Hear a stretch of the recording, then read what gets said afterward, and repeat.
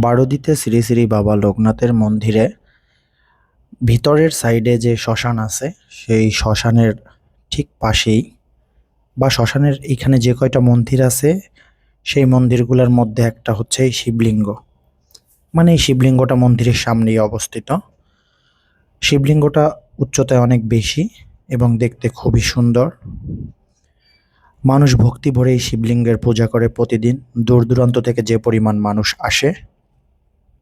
শিবলিঙ্গর সাইডেই বাবার ত্রিশূল রাখা আছে, ত্রিশূলের গলায় মালা পরানো আছে। মানুষ তার বিশ্বাসবোধ, ভক্তি, শ্রদ্ধা এই সব কিছু দিয়ে পূজা করে এই শিবলিঙ্গের। মহাদেব মহেশ্বরের পূজায় নিয়ত রাখে নিজেকে।